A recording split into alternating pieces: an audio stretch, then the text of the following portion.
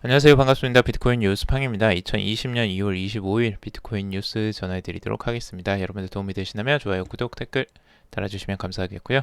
투자에 관련된 정보들은 참고사항일 뿐이고 조언이 아닙니다. 투자하실 때 여러분들 스스로 꼭 판단하시고 결정하시길 바라겠습니다. 우선 기사들 먼저 브리핑 해보도록 하겠습니다. 뉴스 기사 먼저 기로에선 비트코인 1만 달러 안착이냐 그리고 8천 달러 추락이냐 기로에 서 있다라는 기사고요. 다양한 전망들이 지금 있습니다. 그래서 이 분석가들, 애널리스트들의 분석들 같이 한번 살펴보도록 하고 어느 방향성을 지금 가고 있는지 같이 한번 보도록 하겠습니다. 자, 그리고 코로나 위기 속에서 비트코인이 주요 증시와 달리 안정적이다라는 기사가 있습니다. 그리고 JP모건 스테이블코인이 향후에 주류 자산 유형으로 인정을 받을 수 있을 것이다 라고 긍정적인 전망들이 있고요. 그리고 위키피디아 설립자가 암호화폐 보상에 악영향을 줄 것이다 라고 보고 있습니다. 그래서 블록체인 도입 계획이 없다 라고 이야기를 하는데요. 그리고 바이낸스가 EOS BP에 도전한다 라는 소식이 있습니다. 바이낸스 측에서 이 EOS BP에 새롭게 도전하면서 또 새로운 기조를 좀 만들어내고 있습니다. 그리고 JP모건에서 지금 보고서가 나온 것 중에 비트코인 가격이 내재 가치보다 비싸다라는 분석이 있는데 이 내용들 같이 한번 보도록 하고요. 워렌 버핏이 또 비트코인에 대한 이야기를 했는데요. 비트코인 가치 전혀 없고 소유할 생각도 없다라고 이야기를 했다고 합니다. 자, 그리고 스타벅스에 비트코인을 더하면 글로벌 은행이 탄생할 수 있다라는 기사도 있습니다. 자, 우선은 정리된 내용들 자세히 기사 살펴보면서 이야기 나눠보도록 하겠습니다. 자, 우선은 뉴스 BTC 애널리스트인 아유시 진달 같은 경우는 비트코인이 9,500달러 이상 거래되고 있는 한 다시 반등할 수 있다라고 긍정적으로 바라보고 있습니다. 초기 상승 장애물은 9,800달러 수준에 가깝다. 만약에 9,800달러 이상을 확실히 넘어선다면 황소 세력은 10,000달러와 10,020달러의 저항 수준을 회복하기 위한 또 다른 시도를 할 가능성이 있다라고 보고 있습니다. 하지만 9,500달러 지지선이 무너진다면 9,340달러 지지선까지 손실이 확대될 수 있다라고 단기적인 전망을 내놓고 있습니다. 자, 그리고 암호화폐 전문 분석가인 조셉 영은 비트코인 가격이 1,500달러를 돌파한 이후 상승 모멘텀이 둔화되고 있다. 그래서 반감기가 다가오고 있지만 당분간 10,000달러 이상을 회복하는 데 어려움을 겪을 것이다 라고 바라보고 있습니다. 역사적 데이터에 따르면 비트코인 가격은 반감기 전에 하락하고 반감기가 일어나면 재축적 국면이 시작되며 그 후 12개월이 지나 랠리를 보이는 경향이 있다 라고 보고 있습니다. 실제 2016년 7월 비트코인 가격은 반감기 이후 약 30% 하락했고 반감기가 발생한 후 10개월이 지나서야 증가세로 돌아섰다 라고 바라보고 있는데 우선은 반감기 전에 비트코인에 대한 가격 상승에 대한 기대치가 굉장히 높은데요. 생각보다 2016년도에는 뭐 반감기 전에 상승이 잠깐 있었지만 생각하는 것만큼 그렇게 크게 상승하지는 않았습니다. 그리고 반감기가 가까워지면서 오히려 또 추가적인 하락세가 나오기도 했었습니다. 그런 부분을 염두에 두고 봐야 될 것 같고요. 그리고 암호화폐 애널리스트인 돈 알트 같은 경우는 비트코인 차트는 곰 세력에 유리한 상황으로 비트코인 가격이 1만 달러 저항선 아래에서 유지될 것으로 보인다라고 보고 있습니다.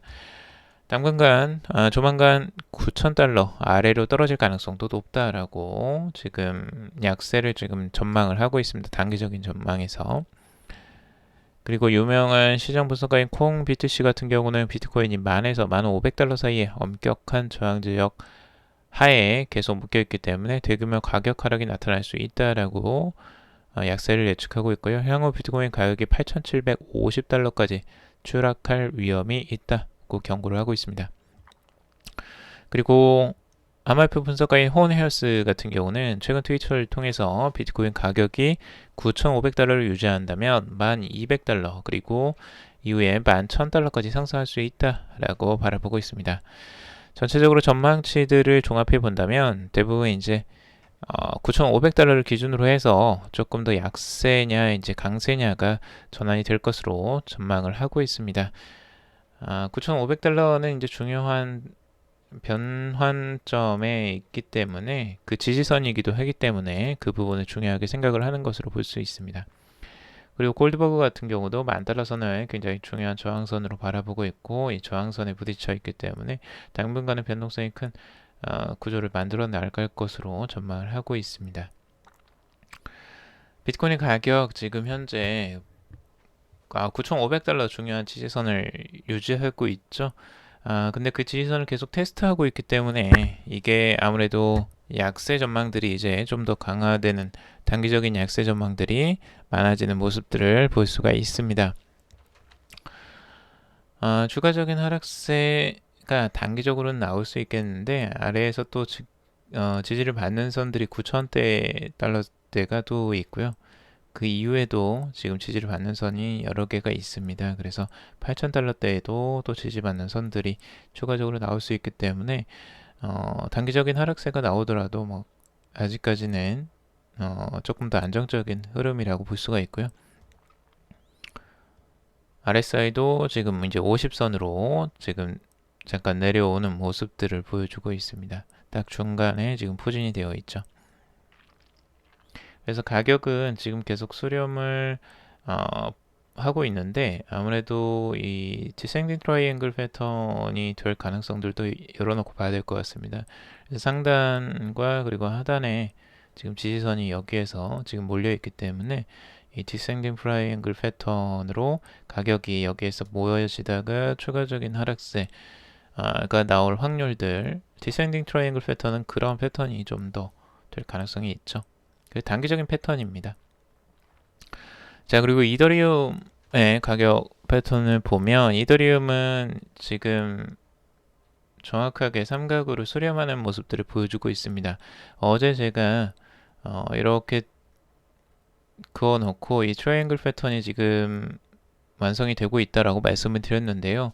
정확하게 지금 위쪽을 저항을 받고 딱 떨어지는 모습들을 보여주고 있습니다. 그래서 정확하게 위쪽에 지금 3번이나 이 트렌드 라인을 찍고 있는 모습들, 그리고 아래쪽에서 또 지지를 받는 모습들이 정확하게 지금 차트를 완성해 나가고 있습니다. 그래서 이 차트가 완성이 된다면 앞으로도 이 횡보세가 조금 더 이어나갈 가능성들이 확률이 조금 더 높아 보인다라고 할 수 있고, 만약 이게 완성이 된다면 추가적인 방향성이 한쪽으로 지금 틀어질 가능성들, 여기를 깨고 나올 가능성들이 이 두 가지 방향성이 나올 수 있습니다.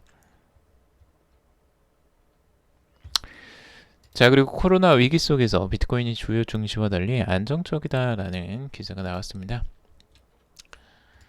지금 신종 코로나 바이러스로 인해서 세계적인 이제 확산 위기로 인해 주식 등 전통적인 금융시장이 타격을 받는 가운데 안전자산으로서 비트코인의 가격 움직임이 주목을 받고 있다라고 하고 있는데요. 최근에 한국에서도 이 코로나19 확진자 수가 급증하면서 이날 코스피 지수가 이제 4% 가까이 폭락을 했습니다. 그래서 2018년 말 이후에 최악의 실적을 기록했다라고 하고 있고, 한국뿐만 아니라 미국의 뉴욕 증시 역시 폭락세로 한 주를 출발했는데요. 뉴욕 시간 오전 10시 현재 다우존스 지수는 2.67%, 그리고 나스닥이 2.95%, S&P 500이 2.55% 하락을 했다라고 하고 있습니다. 차트로 보면 확실하게 볼 수가 있는데 지금 한국의 코스피 지수도 급락을 한 모습을 볼 수가 있고요. 그리고 S&P도 똑같이 하락을 했습니다. S&P 500도 이렇게 급락을 하는 모습들을 보여주고 있는데요. 전체적으로 지금 증시는 모두 폭락을 했습니다. 이 코로나 바이러스에 대한 두려움 때문에 이 폭락을 하는 모습들이 나왔고, 지금 비트코인 같은 경우는 1만 달러 선에서 지금 계속 횡보를 하고 있는 가운데 있지만 주식처럼 폭락은 나오지는 않았다는 부분이 지금 긍정적으로 바라보고 있는 것 같습니다. 그래서 차트만을 보더라도 이게 확실히 다르다는 걸 좀 아실 겁니다. 비트코인의 움직임은 크게 변동성이 많이 나오지 않고 있죠. 증시와 달리. 증시는 이렇게 폭락하는 흐름들이 급하게 나오는 모습들을 보여주고 있는데, 그래서 지금 이제 비트코인에 대한 평가가 그만큼 조금 안정적으로 흘러가고 있는 거 아니냐라고 분석을 많이 하고 있습니다. 자, 그리고 JP모건 스테이블코인 향후 주류 자산 유형으로 인정을 받을 것이다 라고 보고서가 나왔는데요. 이 세계 최대 투자은행인 JP모건 체이스가 블록체인이 범용 기술로 인정받으려면 몇 년 이상 더 필요할 것으로 전망을 하고 있습니다. JP모건 체이스는 최근 블록체인 기술 채택 전망과 스테이블코인 실현 가능성에 대해 기술한 블록체인 보고서를 발간을 했습니다. 여기에 보면 지금 블록체인이 효율적이고 탄력적인 정보 저장 및 이동 기술로 장기적으로 은행의 비즈니스 모델을 혁신할 수 있다라고 하면서 블록체인 기술의 도입 시기는 규제 문제와 플랫폼 통합과 같은 기술 문제 해결에 달려 있다라고 바라보고 있습니다. 적어도 3년에서 5년 안에 블록체인 솔루션이 광범위하게 도입될 것으로 예상을 한다라고 보고 있는데, 다만 거시경제 상황과 법률 규제, 체계, 그리고 플랫폼 통합 등 기술적인 문제들이 기술 도입을 지연시킬 수 있다라고 설명을 하고 있습니다. 보고서는 금융기관들이 결제, 청산, 담보관리 시스템의 분산 원장 기술에 접목하는 사례들이 점점 늘어나고 있다라고 바라보고 있고요. 그리고 현재 리브라가 결제 시스템을 운영하는 세부적인 사안들을 고려하지 못하고 있다고 지적을 하고 있습니다. 단기 유동성 지원 창구의 부재, 특히 상대적으로 시장과 분리되어 있는 기업의 경우 시스템을 안정적으로 지원할 수 있는 역량보다는 거래 활동이 빠르게 증가할 수 있다라고 보고 있습니다. 아무튼 스테이블 코인들이 또 확장될 가능성들을 열어놓고 긍정적으로 바라보는 기사라고 할 수 있는데, 시간은 조금 더 걸릴 것이다 라는 JP모건의 보고서입니다. 자, 위키피디아 설립자가 암호화폐 보상에 악영향을 줄 것이다 라고 지금 블록체인 도입 계획이 없다라고는 이야기를 했는데요. 온라인 백과사전이 위키피디아의 CEO, 그러니까 공동 설립자인 지미 웨일스가 이 암호화폐 컨퍼런스에서 이 컨텐츠 제작 편집자에게 암호화폐로 보상하는 방안을 검토해달라는 의견에 대해서 지금 암호화폐 도입이 오히려 위키피디아의 비전이나 독특한 운영법을 훼손할 것이다 라고 답을 했다고 합니다.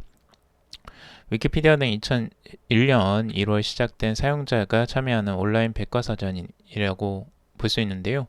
이 비영리 단체인 위키미디어 재단이 운영 중이고, 현재 전 세계 280개가 넘는 언어로 서비스가 되고 있습니다. 지금 인터넷 검색을 하면 우리가 보통은 찾아보게 되는 게 이제 위키피디아의 이 백과사전이죠. 근데 이렇게 이제 개방되어 있습니다. 이 위키피디아라는 거 백과사전 형식인데 누구나 참여를 자유롭게 해서 글을 쓰거나 고칠 수가 있는 시스템이고, 이 시스템이기 때문에 지금 이제 그 암호화폐 도입이 오히려 그 악영향을 줄 것이다라고 지금 지미 웨이스가 이야기를 하는데요. 이 컨텐츠 제작자나 편집자에게 암호화폐로 보상하는 방안은 순수한 호기심과 열정으로 컨텐츠를 만들고 편집해온 사람들이 플랫폼 운영에서 배제되는 결과를 가져올 것이다 라고 보고 있습니다. 그 자리를 금전적 이익을 위해 부적절한 내용의 컨텐츠를 만드는 사람이 차지하게 된다 라고 말을 했습니다.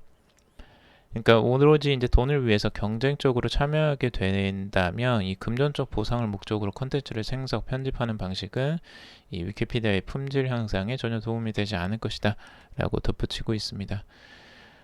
일부 이제 암호화폐를 도입하게 된다면 그 이제 금전적인 보상만을 바라는 사람들, 아니면 이제 그런 기업들이 오히려 뛰어들 가능성들이 있고, 그런 부분에 대한 위험성을 이야기하는 것 같습니다. 근데 이제 재미난 부분은 위키피디아가 그 후원을 받고 있는데요. 지금 위키미디어라는 곳에서, 이 재단에서 지금 비트코인과 암호화폐로 후원을 받고 있다라는 내용이 있습니다. 재단은 작년 초에 결제 처리 업체 비트페이와 손잡고 후원 수단에 비트코인 캐시를 추가한 바가 있다라고 하고 있습니다. 자, 그러니까 이제 그 시스템 내에서는 비트코인이나 암호화폐를 사용하는 거는 안 되겠다라는 거고, 이제 후원을 받는 거는 비트코인으로 받아도 된다라는 생각을 가지고 있는 것 같습니다. 뭐 일부 어느 정도 동의하는 부분도 있는데요. 크게 뭐 위키피디아가 암호화폐를 받든 안 받든 그 암호화폐는 뭐 여기저기서 사용이 될 것 같긴 하고요. 이런 부분들은 뭐 CEO의 이제 재량과 그리고 이제 생각에 따라서 달라질 수 있을 것 같습니다. 자, 그리고 바이낸스가 EOS BP에 도전을 했다라는 소식인데요. EOS BP 순위를 확인할 수 있는 사이트인 블록스.io에 따르면 지난 5일 이 바이낸스 스테이크라는 팀이 BP 후보로 등록이 되었다라는 소식이 있습니다. 이름에 바이낸스가 포함된 데다가 해당 후보가 바이낸스 홈페이지를 참조 웹사이트를 걸어놓기 때문에 바이낸스가 BP 후보로 등록된 게 아니냐라는 추측이 제기됐다고 하는데, 이에 대해 바이낸스 본사 관계자가 바이낸스 스테이크는 바이낸스 소유 계정이 맞다라고 밝혔다고 합니다. EOS 네트워크에서는 이 투표로 당선된 21명의 메인 BP가 블로그 생성을 합니다. 그래서 메인 BP는 암호화폐 EOS를 보상으로 받고 EOS 거버넌스의 의사결정에도 참여할 수 있는데요. 메인 BP가 아니더라도 투표 순위 60위 안에 들면 EOS 보상을 받아 관련 사업을 운영할 수 있다고 합니다. EOS 보유자들은 자신의 EOS를 스테이킹함으로써 이 BP 후보에 투표를 할 수 있고, 투표는 실시간으로 이루어진다고 합니다. 바이낸스 스테이크는 현재 72위를 기록하고 있는데, 아무래도 이 바이낸스 거래소이기 때문에 이 순위를 높이는 게 굉장히 쉬울 것으로 지금 예상이 되고 있는데요. 업계는 세계 최대 거래소인 바이낸스가 BP 순위권으로 진입할 경우에 EOS 생태계가 확장될 것을 기대를 하고 있다고 합니다. 또 바이낸스 리서치가 최근 보고서를 통해서 EOS의 거버넌스를 이제 비판한 만큼 바이낸스가 다른 BP와 차별화된 운영 방식을 보여줄 것인지도 이목이 집중되고 있다고 합니다. 바이낸스는 최근 이제 바이낸스 리서치를 통해서 지금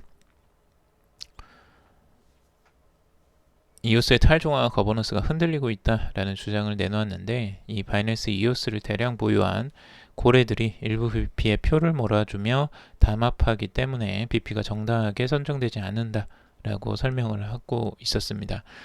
또 암호화폐 거래소 BP 중에 3분의 2는 성과가 낮은 편이다라고 비판을 하기도 했는데, 과연 바이낸스가 그걸 바꿀 수 있을지 한번 지켜봐야 될 것 같습니다. 자, 그리고 JP모건 비트코인 가격 내재 가치보다 비싸다라는 의견을 내놓았는데요.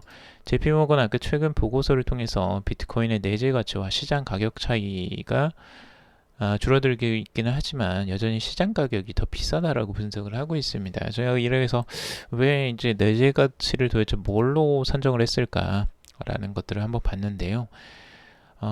이 내재 가치라는 건 결국에는 그 실제적으로 가지고 있는 이제 가치를 이야기하는 건데, 주식시장에선 보통 기업의 내재 가치라는 건 이제 자산 가치와 이제 수익 가치로 나눠집니다.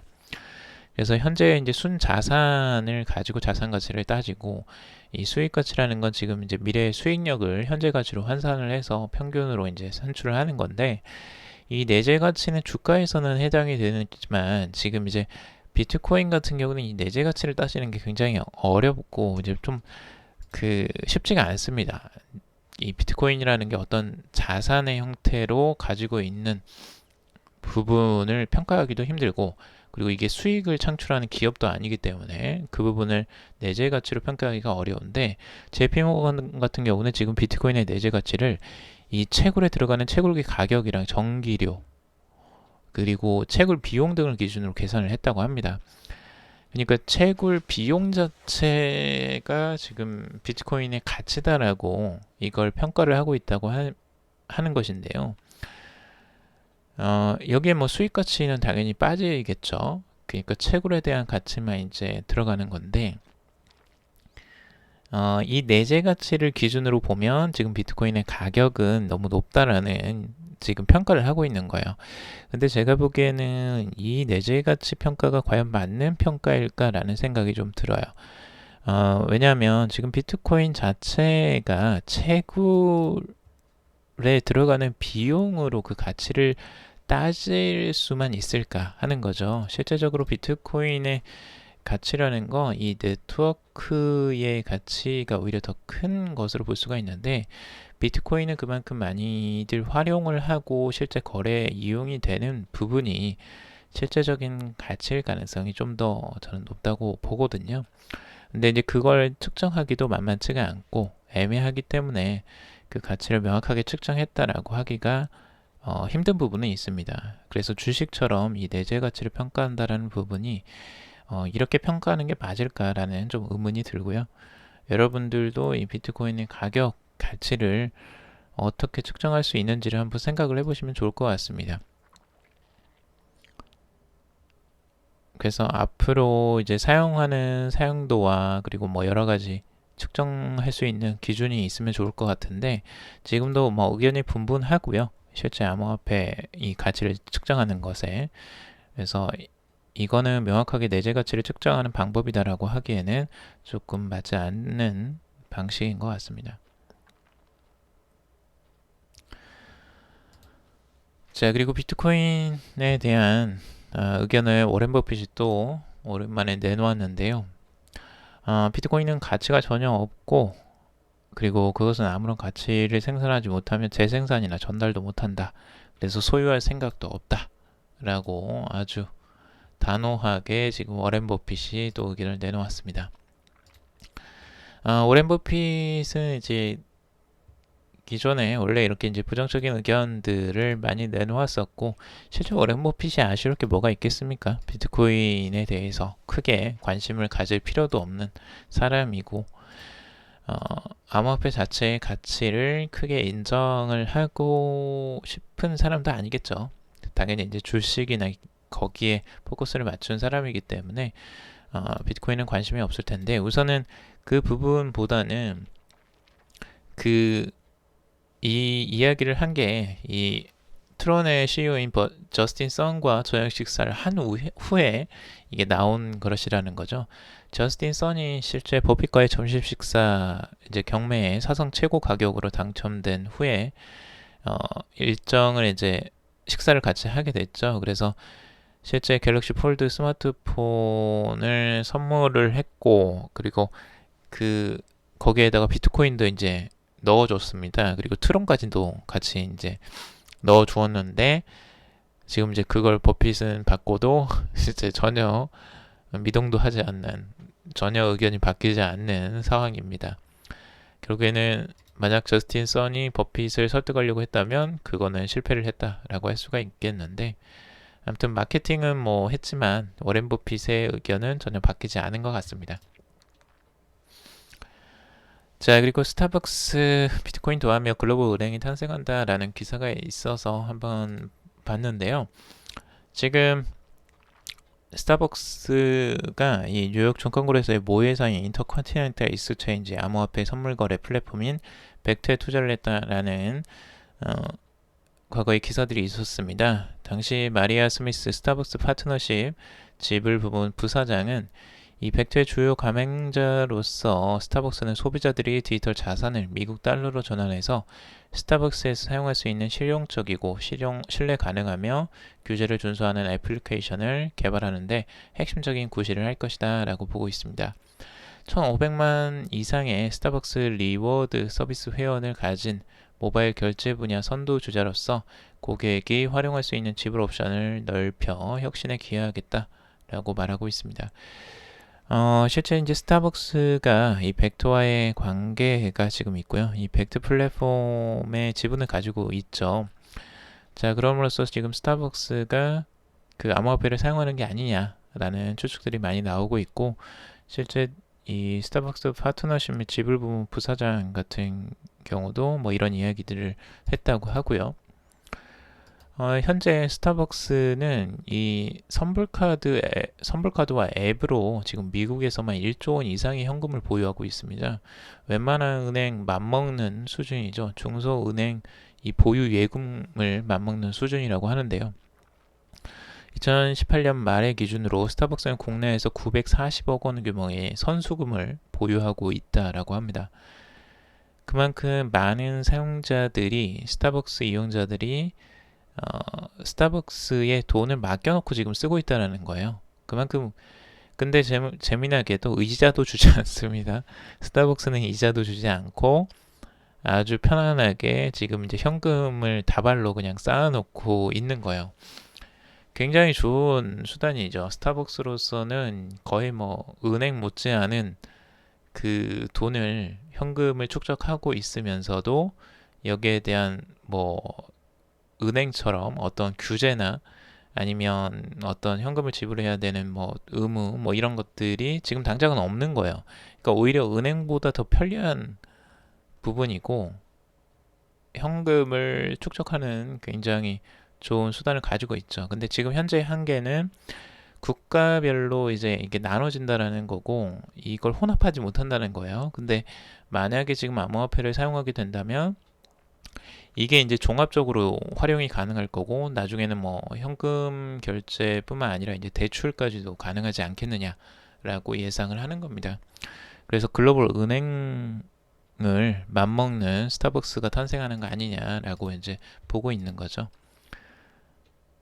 근데 아무래도 스타벅스의 한계는 이제 뭐 자산운용이나 이런 걸 직접적으로는 할 수 없는 부분이기 때문에 직접적으로 이 뉴욕 증권거래소를 소유하고 있는 인터컨티넨탈 익스체인지와 손을 잡고 같이 벡트라는 플랫폼에 이제 투자를 해서 같이 출범하는 게 아니냐라는 추측들이 많이 있습니다. 자, 오늘 여기까지 정리를 해봤고요. 여러분들 도움이 되셨길 바랍니다. 도움이 되셨다면 좋아요, 구독, 댓글 달아주시면 감사하겠고 투자에 관련된 정보들은 참고사항일 뿐이고 조언이 아니니 투자할 때 여러분들 스스로 꼭 판단하시고 결정하시길 바라겠습니다.